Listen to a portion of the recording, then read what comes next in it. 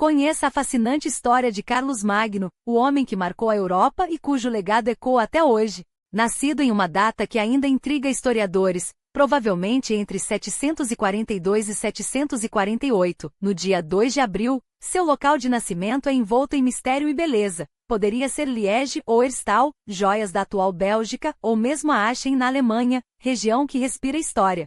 Sua mãe, Bertrada de La, era uma figura notável, filha do conde Charibert, de uma linhagem que já exercia influência na região de Aisne na França. Ela nasceu entre 710 e 727, em uma época em que sua família fundava lugares de poder, como a Abadia de Prum, em 721, um centro que dominava vastos territórios e moldava decisões no coração do Sacro Império Romano Germânico. Seu pai, Pepino, o Breve, ou Pepino III, não era um homem comum. Antes de se tornar rei, em 751, ele ocupava o cargo de prefeito do palácio, uma posição de imenso prestígio sob os Merovingios, dinastia que governava com mão firme o reino franco. Pepino foi o primeiro monarca carolíngio, herdeiro de uma linhagem iniciada por seu pai, Carlos Martelo, cujo nome já evocava força, martelo de guerra. Não por acaso ele escolheu batizar seu primogênito como Carlos, um nome carregado de simbolismo, talvez para reforçar a legitimidade de uma dinastia que começava a brilhar.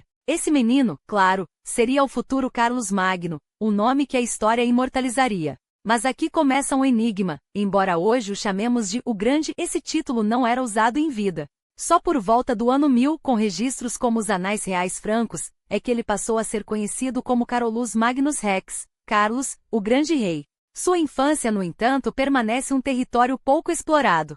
Sabemos que seu nascimento pode não ter sido planejado, fruto de uma união inicial baseada em um costume germânico chamado Friedele, uma espécie de casamento não formalizado até 744, quando seus pais finalmente oficializaram a relação. Curiosamente, algumas fontes, como os Annales Petaviani, sugerem que sua data de nascimento pode ter sido ajustada para 747, um ano simbólico, já que 2 de abril daquele ano caiu justamente na Páscoa, um detalhe que não passaria despercebido por cronistas ávidos por engrandecer sua figura. E onde exatamente ele veio ao mundo? As possibilidades são muitas. Além de Liege, Herstal e Aachen, há quem aponte Duren, às margens do rio Roer, Gautin, perto da encantadora Munique, ou até Kierzé, no nordeste da França. Não faltam candidatos como Murlenbach e Prum, cidades próximas às fronteiras de Luxemburgo e Bélgica, regiões que já testemunharam o poder das dinastias Merovingia e Carolíngia. O certo é que onde quer que tenha sido, esse foi o berço de um dos maiores líderes da história. Carlos Magno não era filho único. Ele dividia a criação com Carlomano, seu irmão mais novo, e Gisela, a caçula. Outros 3 irmãos, Pepino, Chotrois e Adelais, não sobreviveram à infância, mas seus nomes ecoam como lembrança de uma família que, apesar das perdas, soube forjar laços fortes. Sua mãe, Bertrada, foi uma presença constante em sua vida, uma conselheira sábia que o acompanhou por 41 anos, moldando sua visão política e seu jeito de governar. Dizem que ele quase nunca a contrariava, exceto em uma ocasião memorável, quando se separou de uma esposa por insistência dela. Mas isso só prova o quanto seu julgamento era valorizado. Criados na fé católica romana, Carlos Magno e seus irmãos cresceram sob a influência direta do papado, um vínculo que seria decisivo em seu futuro. Sua educação foi cuidadosamente conduzida na escola palaciana, onde teve como mentor furado Abade de Saint-Denis, um homem de vasta erudição. Embora não fosse um estudioso no sentido tradicional, Carlos Magno dominava o latim e tinha noções de grego, além de um interesse genuíno por conhecimento. Aprendeu a ler tardiamente, mas nunca deixou de lado o desejo de aprender. Carregava consigo uma tabuinha e um estilete para praticar letras, mesmo que sua caligrafia deixasse a desejar. Alguns o chamaram de semiletrado, mas isso não diminui sua grandeza, pelo contrário, mostra sua determinação em superar limites. O que realmente o distinguia era sua paixão por incentivar a cultura. Ele atraía os melhores sábios de sua época, transformando sua corte em um farol de intelectualidade. Desde cedo esteve imerso nos bastidores do poder, acompanhando o pai em decisões políticas e militares, uma formação essencial para quem um dia governaria um império. Afinal, na Idade Média, liderança não se aprendia nos livros, mas na prática, e Carlos Magno soube como ninguém dominar essa arte. Sua trajetória, desde os primeiros anos até se tornar imperador, é a prova de que grandes líderes não nascem prontos, eles são forjados por escolhas, desafios e uma sede insaciável por deixar um legado. E poucos o fizeram tão bem quanto ele. Aos 18 anos, Carlos Magno já não era mais um mero espectador da história, era um de seus arquitetos. Ao lado do pai, Pepino, o Breve, ele vivenciou sua primeira campanha militar em Aquitânia, onde o fogo da batalha forjou não apenas sua habilidade estratégica, mas também sua compreensão de que o poder se conquista com espadas e alianças. E foi justamente em 754, sob o olhar abençoador do Papa Estevão II, que ele testemunhou um momento decisivo, a unção de Pepino como rei dos francos, um ato que selaria o destino da dinastia carolíngia e sem que soubessem o seu próprio. Esses não eram eventos quaisquer, eram os alicerces de um futuro que transcendia a vida de um único homem. Cada batalha, cada juramento de lealdade, cada território conquistado era uma peça de um quebra-cabeça muito maior, a Europa que viria a ser. Porque a França de Carlos Magno, ou melhor, a França, não era o reino que conhecemos hoje. Era um território em ebulição, uma terra de fronteiras móveis e ambições expansivas, onde a Austrásia, berço de sua linhagem, se estendia desde as florestas de Luxemburgo até as margens do Reno, passando por cidades como Colônia e Aquisgrão, que um dia se tornariam símbolos de seu império. Uma região que em menos de um século, cresceria até abarcar desde os Pirineus até o Danúbio, dos mares do norte às planícies da Hungria. Mas esse crescimento não foi obra do acaso. Ele foi tecido com fios de uma história muito mais antiga, cujas raízes mergulham no século V, quando Clovis, o primeiro grande rei dos francos, unificou as tribos dispersas sob um único cetro. Imagine, um líder que entre 481 e 511, transformou um amontoado de clãs em guerra em um reino coeso, expandindo suas fronteiras da Suábia, entre o Reno e o Danúbio até a Aquitânia, arrebatada dos visigodos. Uma vitória que não foi apenas militar, mas cultural. Porque Clovis entendeu algo que poucos de sua época compreendiam. A força de um povo não está só em suas espadas, mas naquilo que o une. E nada unia mais do que a fé. Sua conversão ao cristianismo em 508 não foi um gesto simbólico, foi um golpe de mestre. Ao batizar-se na Catedral de Reims, ele não apenas selou uma aliança com a Igreja, como também deu aos francos uma identidade comum, um elo que os diferenciava dos pagãos e arianos que os cercavam. Essa escolha estratégica ecoaria por séculos, até chegar a Carlos Magno, que herdaria não só as terras de Clovis, mas também sua visão, um império onde o poder temporal e o espiritual caminhavam lado a lado. No entanto, a genialidade de Clovis esbarrou em um legado perigoso, a tradição de dividir o reino entre os herdeiros. 4 filhos, 4 pedaços de um império. Parecia justo, mas era uma bomba relógio. As disputas entre Teodorico, Clodomiro, Childeberto e Clotário provaram que a unidade dos francos era frágil, e que a ambição dos nobres, sempre prontos a explorar qualquer rachadura, poderia desmoroná-la. Foi só com sangue e traição que Clotário, o último sobrevivente, reunificou o reino em 558. Uma lição que Carlos Magno nunca esqueceria: a fragmentação era o veneno dos impérios. Mas os merovingios, apesar de seus erros, deixaram um legado inegável. Sob seu governo, a França não parou de crescer. A Borgonha caiu em 533, a Provença em 536, a Turíngia em 531. Até a Frísia no norte e a Septimânia no sul foram incorporadas. Em menos de 3 séculos, eles transformaram um reino bárbaro em uma potência que a Europa não via desde Roma. Porém, havia um problema. Os últimos merovingios, apodrecidos pelo poder, tornaram-se reis fantoche, marionetes nas mãos de prefeitos do palácio como Carlos Martel, avô de Carlos Magno, que na prática governavam enquanto os monarcas se afundavam em sua própria decadência. Era o fim de uma era. E o início de outra. Porque quando o império enfraquece, sempre há alguém pronto para tomá-lo. E Carlos Magno não era do tipo que deixava oportunidades escaparem. O poder dos merovingios já não passava de uma sombra. Enquanto os reis se perdiam em sua própria irrelevância, os prefeitos do palácio, aqueles que supostamente deveriam servir a coroa, transformavam-se nos verdadeiros senhores do reino. Não por acaso. A tradição de dividir o território entre herdeiros que outrora garantirá a sobrevivência da dinastia, agora a enfraquecia. Os reis merovingios ainda carregavam o título, a pompa, as relíquias sagradas que os ligavam a Clovis e aos santos. Mas o poder real? Esse estava nas mãos de quem de fato governava, o prefeito do palácio. E que mãos eram essas? Não se tratava mais de um mero administrador, um servo leal encarregado de gerir os assuntos domésticos do rei. O cargo, nascido para ser um apoio, tornou-se o próprio trono. O prefeito do palácio não apenas aconselhava, ele decidia. Era ele quem nomeava condes, quem distribuía terras, quem comandava exércitos, quem em última instância determinava quem prosperaria e quem seria esquecido. Os nobres francos não juravam lealdade a um rei distante, enfraquecido pela herança dividida e pela inércia, juravam ao homem que podia lhes garantir riquezas, títulos e proteção. E esse homem não usava coroa, usava uma espada. Até que, em 687, a história virou a página. Na planície de Tertre, as forças de Pepino de Herstal, prefeito de Austrásia, esmagaram os exércitos de Neústria e seu rei fantoche, Teodorico III. Não foi apenas uma batalha. Foi um golpe, um aviso. A partir daquele dia ninguém mais duvidaria. O verdadeiro poder nos reinos francos não emanava dos merovingios, mas dos carolíngios, a família de Pepino, que, geração após geração, transformaria a regência em hereditariedade e a hereditariedade em destino.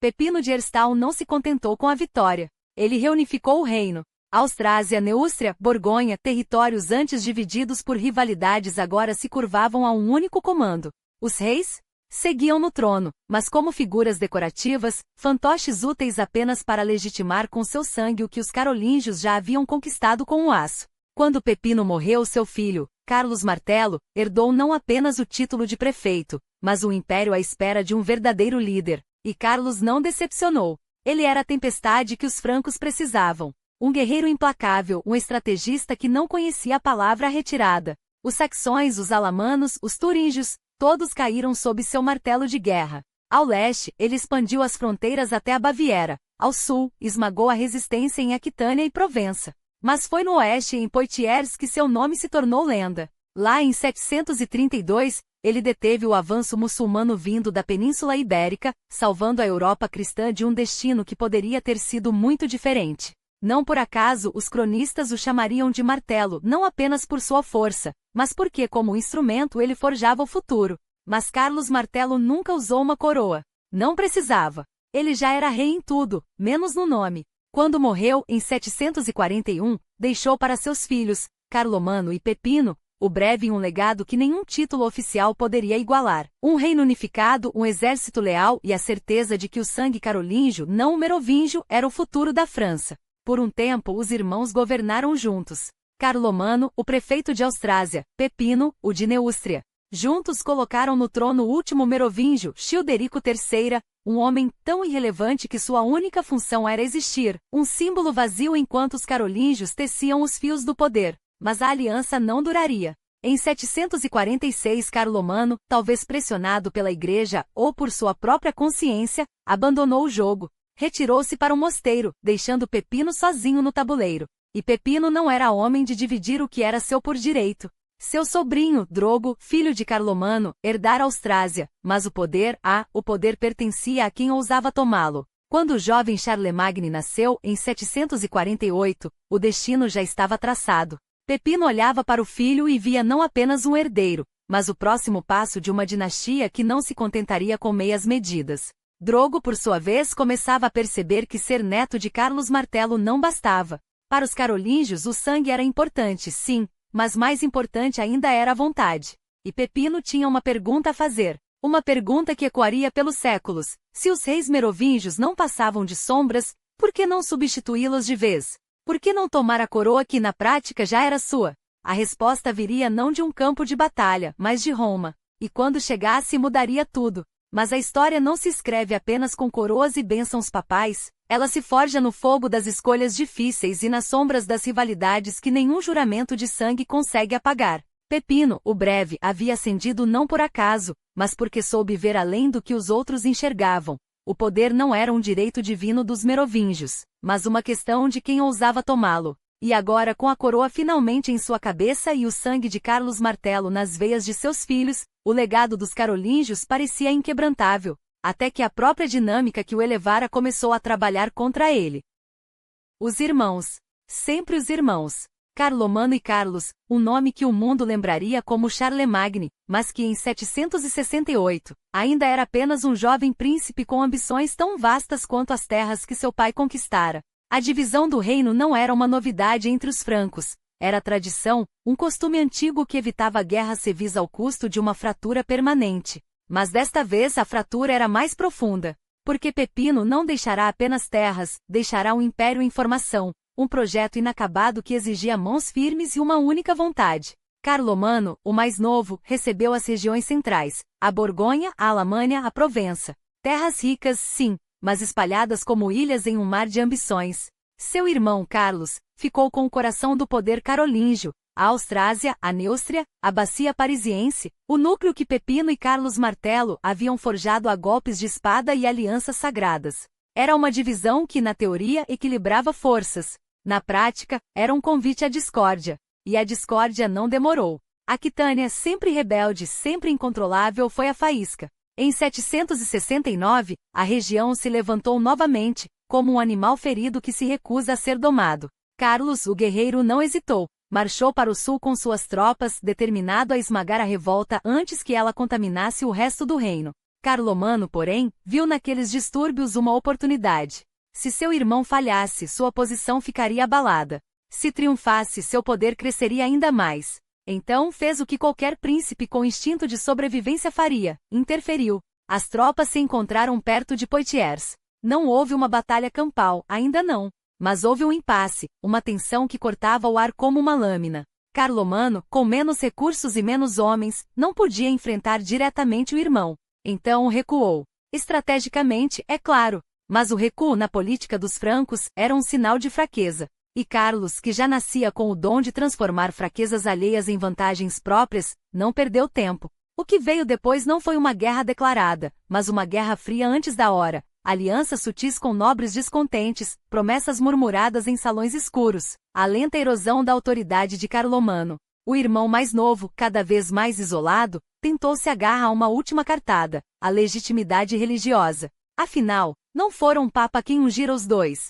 Não eram ambos, tecnicamente, reis pelos desígnios de Deus? Mas Carlos já entendia algo que seu irmão ainda não havia aprendido. A fé é uma espada de dois gumes. E ele sabia como empunhá-la. Em 771, Carlomano morreu, oficialmente de causas naturais. Os cronistas da época, sempre discretos quando a verdade poderia custar suas cabeças, registraram apenas que departiu deste mundo. Mas os sussurros nas cortes, as cartas seladas entre bispos e condes, os olhares trocados nos corredores dos palácios contavam outra história. Uma história em que um irmão ambicioso não precisava sujar as próprias mãos quando tinha nobres dispostos a fazê-lo por ele. Com Carlomano fora do caminho, Carlos não perdeu tempo. Reuniu os magnatas francos, lembrou-lhes dos juramentos feitos a Pepino, da unidade que seu pai tanto prezara. E em um gesto que seria repetido por seus sucessores, ofereceu-lhes uma escolha: a estabilidade sob seu governo ou o caos de uma guerra civil. Os nobres, como sempre, escolheram a estabilidade.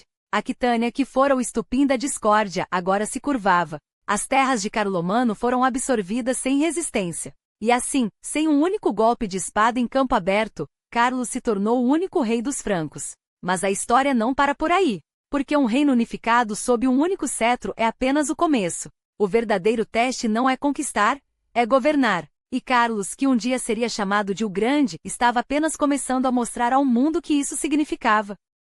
Um ano depois, porém, a unidade que parecia sólida revelava suas fraturas. Porque a história de Carlos não é apenas a de um rei, mas a de um homem dividido entre lealdades e ambições, e acima de tudo, entre a sombra de sua própria mãe e o destino que ele mesmo forjava. Bertrada, a rainha-mãe, não era uma aliada passiva. Ela tinha seus próprios planos, seus próprios jogos de poder. E quando Carlomano ainda respirava, mãe e filho se uniram contra ele como lobos cercando a presa. Mas a aliança era frágil, feita de conveniência, não de confiança. Sob sua influência, Carlos estendeu a mão a Tassilo III, o duque da Baviera, e a Desidério, o astuto rei dos Lombardos. Um casamento foi arranjado, não por amor, mas por estratégia. Desiderata, a filha do rei lombardo, tornou-se sua esposa, selando uma união que faria tremer os alicerces da Europa. Pepino, o Breve, havia cultivado laços com Roma, agora Bertrada tecia uma teia ainda mais ambiciosa. Mas o destino tem suas ironias.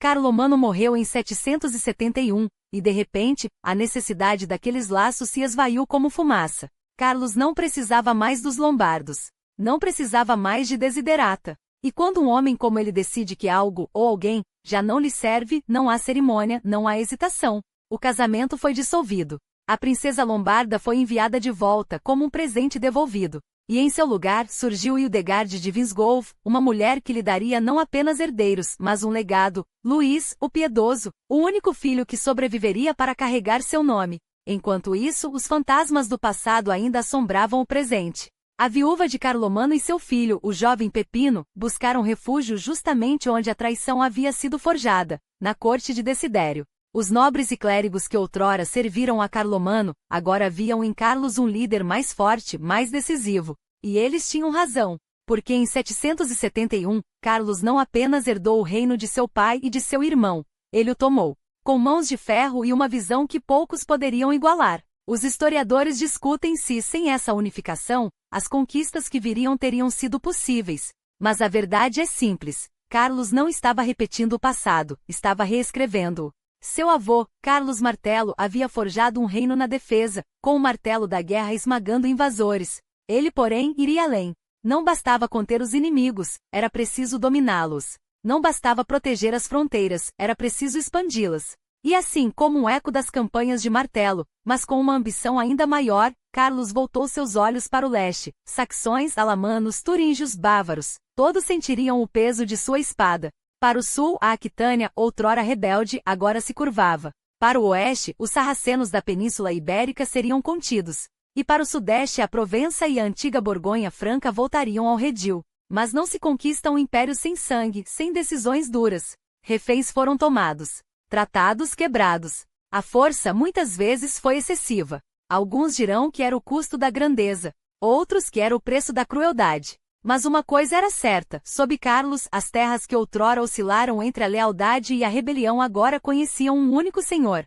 E então veio o momento que definiria não apenas seu reinado, mas o futuro da própria Europa. Porque em 771, ao romper com Desidério, Carlos não estava apenas rejeitando uma aliança, estava escolhendo outra. Roma, a eterna, chamava por ele. O Papa Adriano I, ameaçado pelos lombardos, estendeu a mão.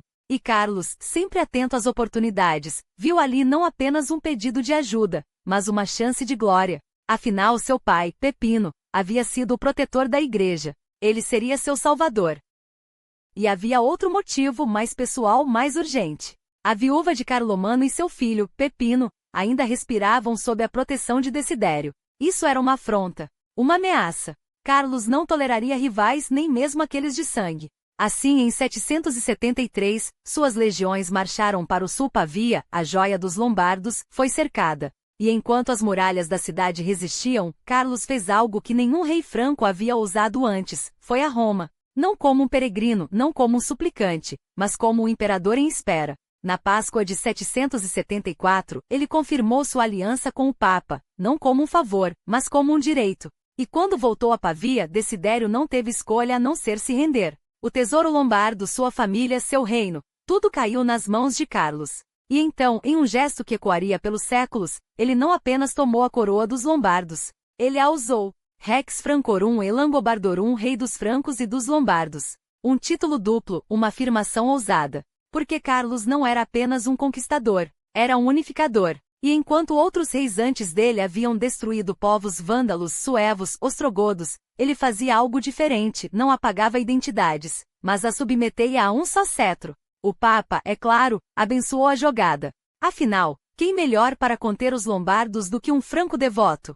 Mas a história não se escreve sem resistência. Em 775, enquanto Carlos voltava sua atenção para a Saxonia, os lombardos se rebelaram. Rogalde, duque de Friul, levantou a bandeira da revolta. E assim, como um fogo que nunca se apaga de todo, a Itália voltaria a ser um campo de batalha. Porque um império não se constrói em um dia. E Carlos, o Grande, estava apenas começando a provar isso ao mundo. Mas dominar a Saxonia não seria uma tarefa para os fracos. O conflito franco-saxão não foi uma batalha isolada, mas uma guerra de séculos, uma prova de fogo que começou muito antes de Carlos Magno. Tudo teve início com Carlos Martelo, o avô do grande imperador, cujo nome já anunciava sua natureza implacável. Em 720, ele travou seu primeiro embate com os saxões. Em 738, a campanha se tornou mais severa, mais decisiva. Mas foi Carlos Magno quem herdou essa luta e a transformou em uma cruzada.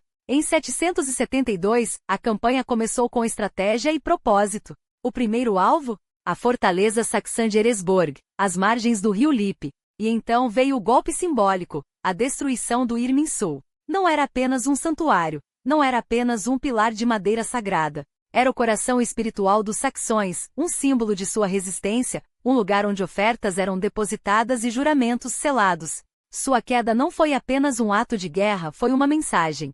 E os saxões entenderam. Mas ferir o orgulho de um povo é despertar sua fúria. Em 774, eles contra-atacaram com tudo o que tinham. Eresborg caiu novamente em suas mãos, e o forte franco de Siburg, no Vale do Loire, sentiu o peso de sua vingança. Não bastasse, o mosteiro de Frislar, fundado por Bonifácio na bela região do Alto Vézer, também foi arrasado. A mensagem era clara, o sangue do Irminsul não seria esquecido. Carlos Magno, porém, não era homem de recuar. Em 775, após sua campanha italiana, ele voltou pessoalmente à Saxonia. Os fortes perdidos foram retomados. A vitória no rio Oker foi decisiva, reféns foram tomados, juramentos de lealdade foram extraídos. Os saxões, por um momento, curvaram-se. Mas a submissão forçada é como areia na mão, escorre entre os dedos quando a pressão cessa. E assim, quando Carlos voltou sua atenção para outros horizontes, a Saxonia ardeu novamente em revolta. Porque os saxões não tinham um rei,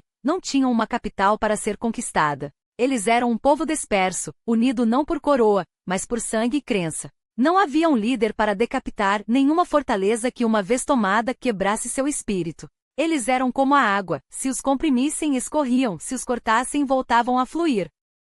30 anos. 30 longos anos de campanhas, de massacres, de deportações em massa. 30 anos de juramentos quebrados e tréguas traídas. Tudo em nome de um objetivo maior. Não apenas submeter, mas converter. Não apenas vencer, mas transformar. A Saxonia deveria se tornar franca não apenas no mapa, mas na alma. E para isso, o preço foi alto. Até os frísios do Mar do Norte, aliados dos saxões, foram forçados a se ajoelhar. E é aqui que a memória de Carlos Magno se divide. Na França, ele é o pai da nação, o unificador, o visionário. Na Alemanha, sua sombra é mais longa, mais controversa. Porque para os saxões, ele não foi um libertador, mas um conquistador. Um homem que esmagou sua fé, queimou seus santuários e impôs uma cruz onde antes havia carvalhos sagrados. Os nazistas, em sua busca por um passado glorioso, tentaram reescrever essa história. Para alguns, Carlos Magno era um exemplo de liderança forte, um precursor de uma Europa unida sob um único cetro, um modelo útil para Hitler. Para outros, ele era o opressor, o destruidor da identidade germânica. A verdade, como sempre, está no meio. Um homem que forjou um império com espada e fé, mas cujo legado ainda sangra nas páginas da história. E enquanto a Saxonia ainda queimava em revoltas esporádicas, Carlos Magno já olhava para o sul, porque um império não descansa. E um rei, menos ainda. A vitória sobre os saxões não foi um golpe de sorte, mas o resultado de uma estratégia implacável. Em 780, as águas do rio Oker testemunharam algo mais do que uma batalha vencida. Viram milhares de guerreiros saxões se curvarem não apenas à espada franca, mas ao batismo, em um gesto que selava sua submissão com o sangue de Cristo. Uma ironia deliciosa, não?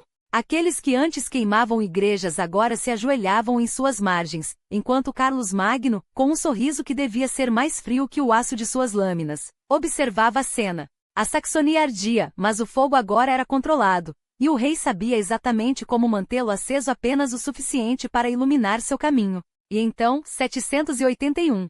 Aquitânia, aquele espinho cravado no flanco sul do reino franco há décadas, finalmente caiu. Não por acaso, mas porque Carlos Magno entendia que um império não se constrói apenas com conquistas, precisa de raízes. E que melhor maneira de plantá-las do que colocando seu próprio filho, Luís, no trono de um sobreino recém-forjado?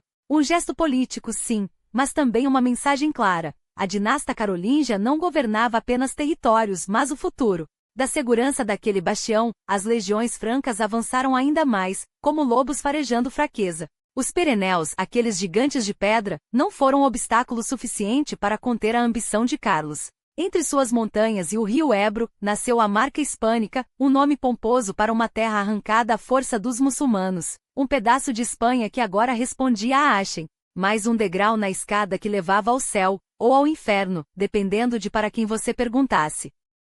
Mas enquanto o sul se curvava, o norte voltava a rugir. Os saxões, teimosos como feras acorrentadas, se rebelaram novamente em 782, e em 783, e em 784, e em 785. Cada revolta era um lembrete de que a paz de Carlos Magno não era um presente, era um empréstimo cobrado com juros de sangue. O rei, porém, já tinha seus olhos fixos em outro alvo, a Baviera. Tassilo III, duque daquele território rico e estratégico, era um vassalo no papel, mas um homem perigosamente independente na prática. Carlos Magno tolerava sua ausência nas assembleias reais como um pai tolera a desobediência de um filho, até o momento em que a paciência se esgota. E em 788, a conta veio. Acusações de traição, coluiu com os saxões até com os ávaros, aqueles demônios das estepes húngaras.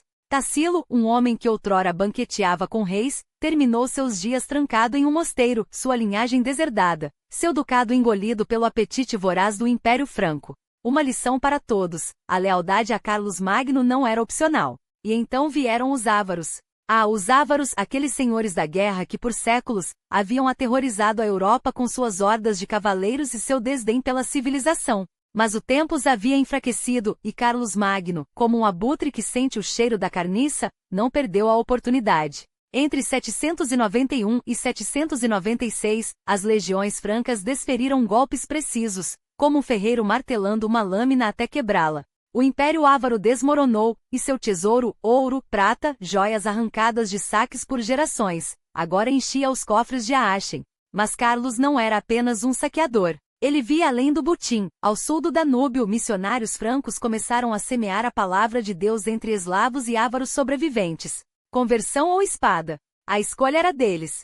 Mas todos sabiam qual era a resposta certa. Com cada vitória, as fronteiras do reino franco se esticavam como a pele de um tambor prestes a arrebentar. E Carlos Magno, o mestre desse jogo, entendia que um império tão vasto não poderia ser mantido apenas pela força. Era a hora de trocar a armadura pela toga do diplomata. De seu palácio em Aachen, aquele complexo de mármore e sonhos onde o poder se vestia de arte, ele teceu uma teia de alianças que deixaria até as aranhas com inveja. Os dinamarqueses, aqueles gigantes loiros do norte? Um tratado aqui, um casamento ali. Os eslavos das terras bálticas.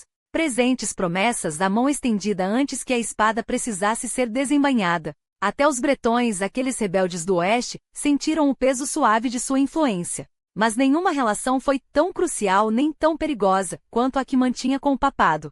Roma, a eterna, agora olhava para o norte com uma mistura de gratidão e medo. Carlos Magno havia esmagado os lombardos, aqueles usurpadores que ameaçavam os domínios papais, e em troca, bem em troca, o Papa Adriano lhe deu algo muito mais valioso que terras: legitimidade divina. Os bispos francos pregavam sua glória, os mosteiros copiavam seus éditos, e cada missa era um lembrete de que Deus, aparentemente, tinha um favorito. Mas não se engane, essa era uma aliança de conveniência, não de amor. O Papa precisava de um protetor, e Carlos precisava de um pontífice que abençoasse suas conquistas. Um casamento perfeito, até que os interesses colidissem. E enquanto a Europa se ajoelhava ou tremia, Carlos Magno, agora menos guerreiro e mais estadista, dedicava-se a outro tipo de conquista: a ordem. Um império tão diverso, francos, saxões, lombardos, ávaros, eslavos, precisava de mais do que leis. Precisava de uma alma. E assim, o rei que outrora empunhara a espada agora empunhava a pena. Leis uniformes, moedas padronizadas, uma burocracia que se estendia como raízes por cada vila conquistada. Os condes, aqueles senhores locais que antes agiam como pequenos tiranos, agora respondiam a missi dominici, aqueles enviados do Senhor, que viajavam o reino como sombras do trono, garantindo que a vontade de Carlos fosse cumprida. Desobediência? Havia sempre um mosteiro vazio esperando pelo infrator. Ou uma forca. Mas não pense que ele inventou tudo sozinho. Carlos Magno era um gênio, sim, mas também um pragmático. Herdou dos merovingios a arte de governar através de uma teia de lealdades, familiares, eclesiásticas, militares, e a aperfeiçoou. Seu círculo íntimo, aquela corte de bispos guerrilheiros, condes ambiciosos e clérigos letrados, era a máquina que mantinha o império em movimento. E como qualquer boa máquina, ela precisava de combustível. Terra. Sempre terra. Assim como seu avô, Carlos Martel, ele recompensava seus seguidores com feudos, vinculando seu destino ao seu. Um exército de homens que tinham tudo a perder se o trono vacilasse. O resultado? Um reino que pela primeira vez em séculos, não estava à beira do colapso, mas sim da grandeza. A Europa, fragmentada e sangrando, finalmente tinha um centro. E esse centro tinha um nome: Carlos. Não bastava dominar terras e comandar exércitos. Carlos precisava de algo mais profundo, algo que unisse não apenas corpos, mas almas. E ele encontrou essa força na fé. Não uma fé passiva, mas uma fé que marchava ao lado das legiões, que ditava leis e moldava destinos. Pepino, o Breve, já havia entendido isso quando buscou a bênção papal para sua coroa, um gesto que transformou um rei franco em um ungido de Deus. Carlos levou essa ideia adiante. Não queria apenas governar, queria ser o guardião da cristandade. E a cristandade naqueles dias estava sob cerco. Ao sul, os sarracenos avançavam como uma maré implacável, engolindo territórios e ameaçando sufocar a luz da Europa. Ao leste, o Império Bizantino, outrora invencível, agora cambaleava, corroído por dentro e pressionado por fora. E dentro de suas próprias fronteiras, os saxões pagãos resistiam, teimosos como pedras no caminho de um rio. Para Carlos, não havia espaço para meia-medidas. Ou a Europa se unia sob a cruz, ou seria dilacerada pela espada dos infiéis e pela discórdia dos hereges. Então ele agiu. Primeiro, a Lombardia.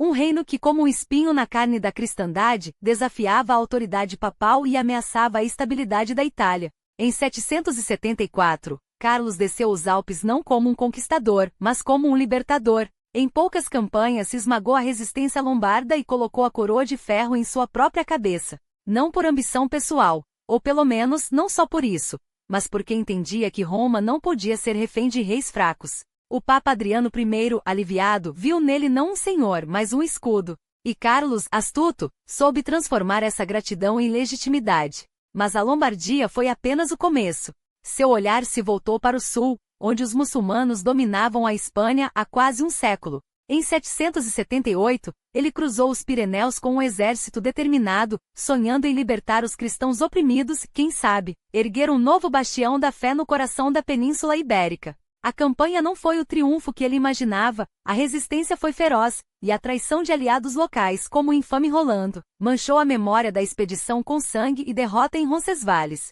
Mas mesmo ali na derrota, Carlos provou algo crucial: a Europa não estava condenada a recuar. Ela poderia, e deveria, lutar. E então veio a Saxonia. Uma terra de florestas densas e homens ainda mais duros, onde os deuses antigos ainda eram adorados e onde a palavra de Cristo era recebida com desconfiança ou hostilidade. Carlos não aceitou isso. Para ele, a unificação não era apenas política, era espiritual. E se os saxões se recusavam a se curvar pacificamente, então a espada falaria por eles. Durante 3 décadas ele liderou campanha após campanha, queimando santuários pagãos, impondo batismos forçados e esmagando qualquer resistência. Em 782, após mais uma rebelião, ele deu uma ordem que ecoaria como um aviso sombrio. Em Verden, 4.500 saxões foram executados em um único dia. Não por crueldade gratuita, ou pelo menos não só por isso, mas porque Carlos entendia que a misericórdia com os rebeldes era uma fraqueza que a Europa não podia se dar ao luxo de ter. Alguns chamariam isso de tirania, outros de fanatismo. Mas para Carlos, era uma missão sagrada. Ele não estava apenas construindo um império, estava forjando uma civilização. E civilizações não nascem da tolerância com aqueles que ameaçam destruí-las. Elas nascem do fogo e do aço, da lei e da fé. Sob seu governo, mosteiros floresceram, escolas foram fundadas e a cultura, que há séculos apodrecia na ignorância, começou a renascer. Ele trouxe eruditos de toda a Europa, de York e de Roma, até mesmo de Bagdá, para sua corte em Aachen, transformando-a em um farol de conhecimento em meio às trevas. E enquanto fazia isso, Carlos não esqueceu o que realmente mantinha o império de pé: a lealdade dos que serviam abaixo dele. Os condes, os bispos, os abades, todos eles sabiam que seu poder vinha dele, e que traí-lo seria trair a própria ordem que o sustentava. Ele os recompensava com terras, com títulos, com a promessa de que sob seu reinado, a justiça seria feita e a paz mantida. Mas também os vigia. Seus missi dominici, aqueles enviados do Senhor, percorriam o reino como olhos e ouvidos do trono, garantindo que nenhuma corrupção minasse as fundações do que ele havia construído. Um conde que ousasse extorquir seus súditos. Um bispo que se esquecesse de suas obrigações espirituais? Eles responderiam não apenas aos tribunais locais, mas ao próprio rei. Porque Carlos sabia, o império não se sustenta apenas com espadas e orações. Ele precisa de leis que sejam justas, de moedas que tenham valor, de estradas por onde o comércio possa fluir. Ele reformou os pesos e medidas, padronizou a moeda, incentivou o cultivo de novas terras e protegeu os mercadores das taxas abusivas que sufocavam o comércio. Sob seu governo, as feiras cresceram, as cidades voltaram a respirar e a Europa, pela primeira vez em séculos, começou a vislumbrar algo além da mera sobrevivência. Era isso que tornava Carlos diferente dos reis que vieram antes dele. Ele não governava apenas para si. Governava para um futuro onde a luz da civilização não se apagasse nas trevas da barbárie. E se para isso fosse preciso derramar sangue, queimar aldeias ou forçar conversões, então que assim fosse. A história não seria escrita pelos fracos, mas pelos que ousavam moldá-la com mãos de ferro e corações inflamados pela certeza de que estavam do lado certo. Porque, no fim das contas, Carlos não era apenas um rei. Era o martelo que forjaria uma nova Europa. E martelos não pedem permissão, eles golpeiam. O destino não se contenta com meias medidas quando forja um império. E se os saxões preferiram a rebeldia à redenção, que suas escolhas servissem de aviso aos que ousassem desafiar a vontade divina encarnada na espada de um rei. Porque a cristandade não se expandia por acaso, ela avançava como um incêndio sagrado, consumindo a resistência dos pagãos e iluminando o caminho para uma Europa unida sob a cruz. E no centro desse fogo purificador estava Carlos, cujo nome já ressoava não como um mero monarca, mas como o arquiteto de uma nova era. A fé não era um convite, mas um decreto. E que decreto glorioso, um chamado à ordem, à disciplina, à grandeza espiritual que só poderia florescer quando as almas fossem arrebatadas da ignorância e conduzidas à luz da verdadeira doutrina. Os bispos, esses pilares da igreja, não eram mais meros servos de Deus, eram generais de uma campanha divina, escolhidos a dedo por Carlos para garantir que cada paróquia, cada mosteiro, cada aldeia remotada ecoasse os mesmos cânticos, as mesmas orações, a mesma obediência inquebrantável. O rei não se contentava em governar corpos, ele esculpia almas. E se para isso fosse necessário reescrever as regras, que assim fosse. Se fosse preciso lembrar aos clérigos de seus deveres com a mesma firmeza com que um ferreiro martela o aço, então que a forja da reformar queimasse mais forte. Porque Carlos não era um homem de meias palavras. Enquanto outros reis se perdiam em intrigas palacianas, ele ergueu um império sobre dois alicerces indestrutíveis, a espada e o livro. A espada para submeter os rebeldes, o livro para elevar os fiéis. E que livro? Não qualquer pergaminho empoeirado, mas a palavra sagrada traduzida em ação ou em leis, em uma máquina administrativa tão precisa que até os anjos invejariam sua eficiência. Os concílios não eram mais reuniões intermináveis de velhos bispos murmurando sobre heresias, eram assembleias de guerra, onde se decidia o futuro da cristandade com a mesma urgência com que um general traça suas estratégias. E as decisões? Execução imediata. Os oficiais reais não carregavam apenas espadas, mas também os decretos que transformariam a fé em sistema, o caos em ordem, a barbárie em civilização. E então veio a cultura. Porque um império não se sustenta apenas pela força, ele precisa de uma alma. E que alma mais gloriosa do que aquela forjada nas páginas dos antigos, nos salmos dos santos, nos versos dos poetas que sob o olhar atento de Alcuin, transformaram a Áchen em uma nova Atenas? Não era mera nostalgia pelo passado, era uma declaração de guerra contra a ignorância. Latinidade não era um luxo para eruditos, era a língua do poder, a chave que abriria as portas do conhecimento para administradores, guerreiros e sacerdotes. Cada cópia de um manuscrito, cada escola reaberta, cada biblioteca que surgia como um farol nas trevas era um golpe contra a decadência. Carlos não queria súditos, queria herdeiros de uma tradição que transcendesse o tempo. E quando Roma, essa mãe envelhecida e traída, clamou por ajuda, quem mais poderia respondê-la senão o homem que já carregava o peso de um continente nos ombros? Léo III não era um simples suplicante, era o símbolo de uma aliança que selaria o destino da Europa. Que importavam as acusações, as intrigas, os murmúrios dos invejosos? Carlos não julgava papas, ele os salvava. E ao fazê-lo não estava apenas protegendo um homem, estava tecendo a última peça de um plano muito maior. Porque um imperador não nasce por acaso. Ele é coroado quando o céu e a terra reconhecem que seu reinado não é mais uma questão de direito, mas de destino. E assim, na noite de Natal do ano 800, enquanto o incenso subia em espirais sagradas e os coros entoavam glórias eternas, Carlos ajoelhou-se não como um vassalo, mas como herdeiro de um legado que nem mesmo Augusto ousara sonhar. A coroa não foi colocada em sua cabeça, foi reconhecida. Porque o título de imperador dos romanos não era uma concessão. Era a confirmação de algo que o mundo já sabia, que ele não governava um reino, mas um novo começo. E que dali em diante a Europa não seria mais a mesma. Porque quando um homem como Carlos se levanta, os deuses antigos tremem, os reis se curvam, e a história se dobrar para registrar seu nome não em tinta, mas em sangue e ouro. Não era um rei como os outros. Não era um mero governante, mas o arquiteto de um destino que nem mesmo os céus ousaram predizer. Quando o Papa Leão III, humilhado e traído, buscou refúgio nos braços de Carlos, não foi um ato de caridade. Foi o reconhecimento de que somente ele poderia restaurar a ordem onde a corrupção havia se enraizado. Roma, outrora a mãe do mundo, agora se ajoelhava perante o homem que não apenas a resgataria, mas a elevaria a alturas que nem Constantino imaginara. E assim, no dia 25 de dezembro do ano 800, enquanto os sinos da Basílica de São Pedro ecoavam sobre a cidade eterna, não foi uma coroação, foi uma revelação. A coroa não foi colocada sobre sua cabeça, foi devolvida ao seu lugar legítimo, como se o próprio destino a tivesse guardado para ele desde os tempos de Augusto. Os sábios da época não viam em Carlos um simples guerreiro, mas o novo Constantino, o defensor de uma fé que não se curvava aos bárbaros, mas os subjugava. Ele não era um rei por acaso, era o escolhido. E quando o título de imperador dos romanos desceu sobre seus ombros, não foi uma formalidade burocrática, mas o selo divino de uma missão: unificar não apenas terras, mas almas. Porque Carlos não governava um reino, ele forjava um império de luz onde antes havia apenas sombras.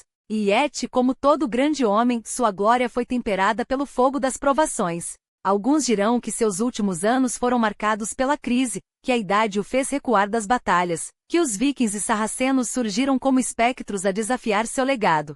Mas isso é falar como os fracos que veem apenas o peso da coroa e não a força do homem que a carrega. Porque mesmo quando as espadas se calaram, a pena de Carlos continuou a escrever a história. As reformas religiosas floresceram, as leis se aperfeiçoaram, e a Hache em sua joia imperial, ergueu-se como um farol de civilização em meio à barbárie. Ele não governava por decreto, ele inspirava. E quando, em 813, colocou a coroa imperial sobre a cabeça de Luís, o Piedoso, não foi um ato de fraqueza, mas de visão. A certeza de que seu império não morreria com ele, mas se estenderia como as raízes de um carvalho milenar. Carlos não era um pai comum.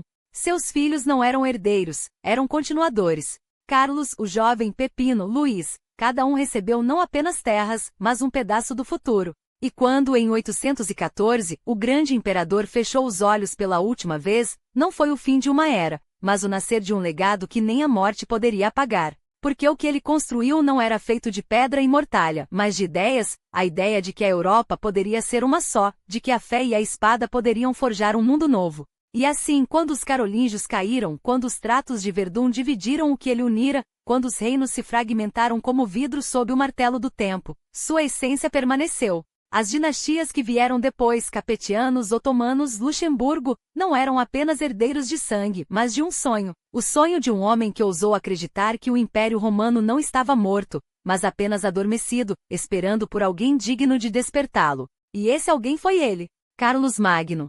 Não um rei, não um conquistador, o pai da Europa. Porque quando a história olha para trás, não vê um homem, vê o momento em que o continente respirou pela primeira vez como um só. E isso, meus amigos, não é legado. Isso é eternidade.